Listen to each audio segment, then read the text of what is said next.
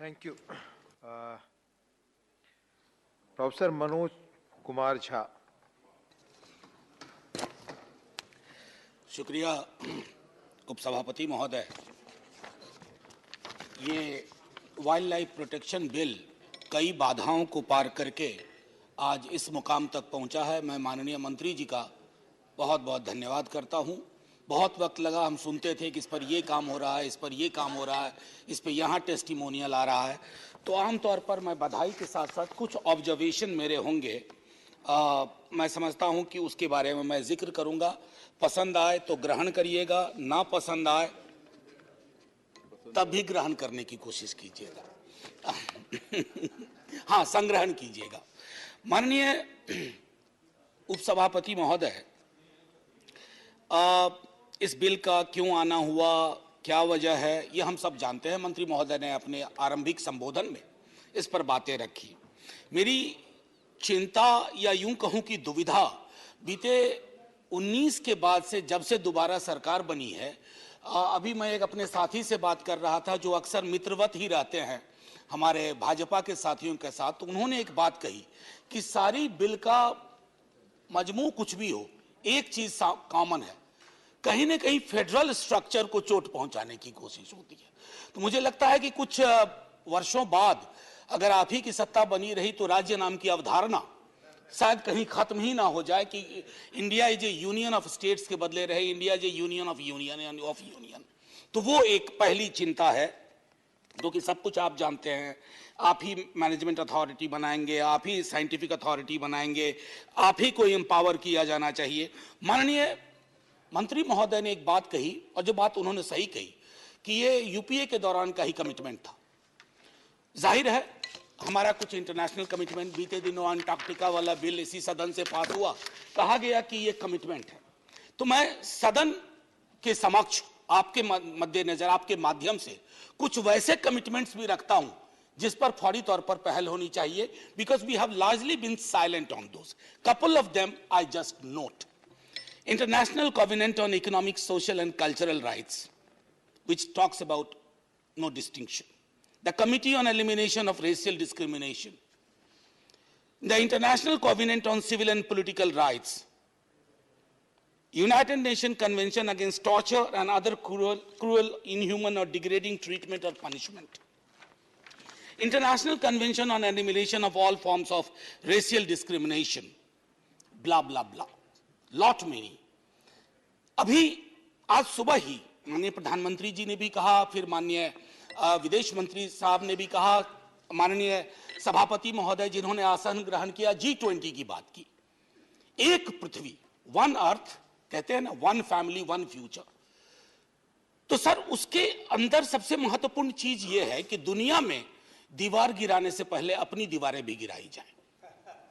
अब वो एक हमारा उद्देश्य होना चाहिए इसको, क्योंकि ये वाइल्ड लाइफ प्रोटेक्शन में भी जब आप G20 में और बाकी देशों के साथ बात करेंगे तो बहुत सारी चीजें आपके लिए एक्सचेंज की बात होगी।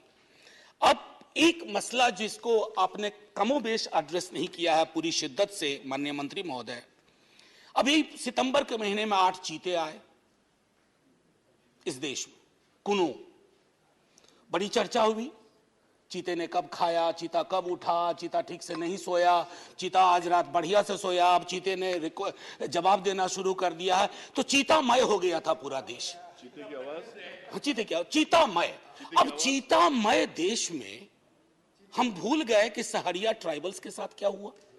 बगचा गांव के सहरिया ट्राइबल्स को डिस्प्लेस किया गया।